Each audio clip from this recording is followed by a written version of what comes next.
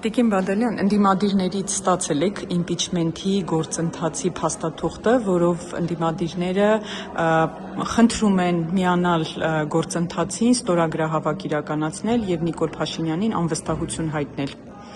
Անկեղծ ասած եղած բազմաթիվ նամակների մեջ մեկը բացում թողել, բայց տեղյակ եմ, որ նման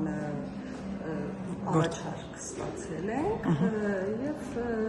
կարծում եմ, որ նույնիսկ իմաստ չունի ամենայն մանրամասնությամբ դրան ծանոթանալու, որովհետև սա հերթականն է, հերթական անգամ ընդդիմությունը իմպիչմենտի գործընթաց է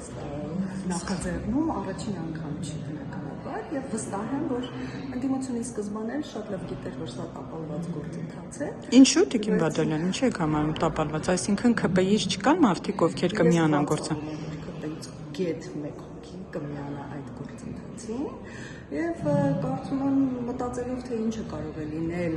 պատճառ նման գործընթաց սկսելու, առավելևս երբ որ ընդամենը 1 տարի է մնացել հերթական ընտրություններին եւ այս 1 տարին հենց այն ժամանակն է, որ պետք է նախապատրաստվել ընտրություններին, եթե կա քննադատություն իշխանության վերաբերյալ եւ եթե կա ասելիք ժողովրդին, թե իշխանությունը որ հարցում է սխալվել եւ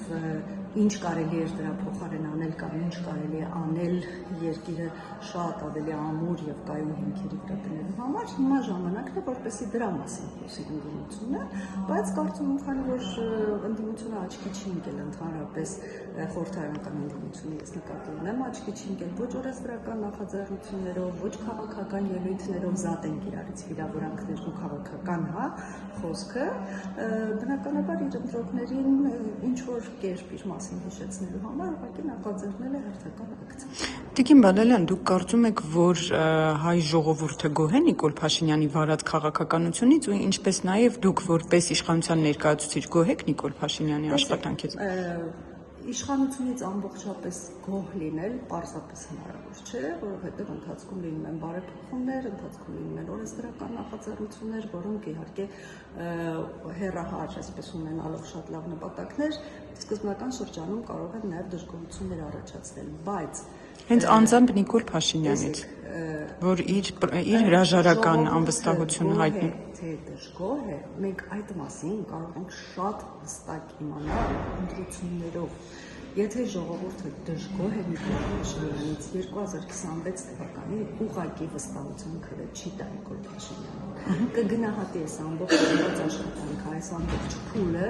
եւ ուղղակի չի քվեարկի եւ կքվեարկի այն քաղաքական ուժի կամ միավորի օգտին, որին որ վստահում է։ Այսինքն դրանից լավ ցուցիչ ժողովրդի կարծիքը իմանալու ուղղակի աշխարհը դեռ չի հորինել։ Իմպիչմենտով, առավելևս եթե դուք պատկերացնում եք, որ ԿՊ-ից էլ մարդիկ կլինեն, որ կմիանան, ինչը որ անհնարին է ուղղակի։ Ինչու այդքան գոհ եք պարոն Փաշինյանից, այսինքն ԿՊ-ի բոլոր падգամավորները Դժգոհի հարց չի բացարձակապես։ Ինչ է այդ բոլորս ունենք տեսնում ենք շատ լավ թերությունները, եթե դրանք կան, մենք փորձում ենք անպայման շտկել եւ մեր պարտականությունն է շտկել թերությունները։ Մեր պարտականությունն է ծառացած խնդիրները լուծել եւ շարժվել առաջ։ Մեր դժգոհության եւ գոհ կամ դժգոհ լինելու խնդիր չկա եւ եթե ես ասեմ, որ մենք ամբողջությամբ մենք մեզանից գոհ ենք, դա մեղմ ասած սխալ կլինի եւ անընկալելի կլինի ցանկացած մարդու կողմից։ Բնականաբար մենք անընդհատ ունենք մարտահրավերներ եւ դրանց ուղղությամբ աշխատում ենք եւ աշխատանքներ ենք տանում։ Դա է մեր գործը։ Մեր գործը չէ անվստահություն հայտնել մեր իսկ թիմի ղեկավարին կամ մենք ինքներս մեզ անվստահություն հայտնել։ Ընդդիմադիրներն ասում են, որ կա ԿՊ-ում մի զանգված, որը դժգոհ է Փաշինյանի աշխատանքից, վարած քաղաքականությունից, անվտանգային հարցից, այդ խաղաղության բերելուց ու չբերելուց ու դրա համար իրենք վստահ են, որ կան ԿՊ-ականներ, ովքեր դժգոհ լինելով կմիանան այս գործընթացին։ Հիմա դուք վստահեցնում եք, որ ես վստահեցնում եմ, որ դա չի համապատասխանում իրականությանը, այն իմաստով, որ ընդդիմությունը միշտ էլ ամեն ինչ ասում է եւ միշտ չէ, որ համապատասխանում է իրենց ասածների իրականությանը։ Իսկ ինչ վերաբերում է քաղաքացիական պայմանագիր խմբակցության դժգոհություններին, քաղաքացիական պայմանագիր խմբակցությունը մի ամբողջ խմբակցություն է, քաղաքացիական պայմանագիր կուսակցությունը ամբողջական մի կուսակցություն է, որտեղ մեկից գոհ կամ դժգոհ լինել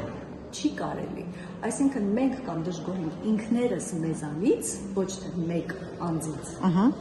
Կամ մենք գոհենք ինքներս մեզանից։ Եթե մենք դժգոհ ենք, ապա մենք պիտի փորձենք այդ սխալները շտկել, եթե կան սխալներ, եթե կան թերություններ, այդ ամեն ինչը շտկել։ Այստեղ ուղղակի անհեթեթություն է։ Իսկ եթե ռեալ նայում եք, դուք ունեք հնարավորություն ԿՊ-ն նկատի ունեմ կրկին իշխանության վստահությունը վերցնել ժողովուրդը 50+ ձայն կտա ԿՊ-ականներին։ Դուք ինչ կա։ Նման կանխատեսումներ անելը շատ անշտապ։ Օրինակ Ալեն Սիմոնյանը շատ վստահ երեք ասեց, որ մենք 50+ հաստատ ունենալու ենք, ժողովուրդը ընտրելու է նորից քաղաքացիական պայմանագրին, որտեղից այդ վստահությունը։ Տեսեք, ես զերծ կմնամ ենթադրություններ անելուց, որովհետև դա ժողովրդի որոշելիքն է։ Եվ այս հարցում ուղղորդել կամ կարծիք հայտնել ես ինձ թույլ չեմ տա եւ կարծում եմ, որ շատ երկար ժամանակ չի մնացել 2026 թվականին ժողովուրդը կգնա հերթական ընտրությունների եւ այնտեղ իր քվեով իր վստահությունը կամ կհաստատի կամ էլ չի հաստատի։ Իսկ Գյումրիի ընտրությունները լակմուսի թուղթ չէին, որ ցույց տվեցին, որ իսկապես դժգոհ է ժողովուրդը ԿՊ-ից, ԿՊ-ի վարած քաղաքականությունից ու ընտրեց օրինակ Վարդան Ղուկասյանին։ Այս պարագան ամեն դեպքում Գյումրիում եկեք հաստատենք, որ ձայների մեծամասնությունը հաղթել է քաղաքացիական պայմանագրի ներկայացուցիչը։ Շատ սա պետք է անպայման արձանագրել։ Դե ընդդիմադիրները միավորվեցին եւ ձայներով չէ ժողովրդի դժգոհ է թե դժգոհ չէ։ Իսկ քաղաքապետ ընտրել են ընդդիմադիրները միավորվելով եւ սա էլ է այնուամենայնիվ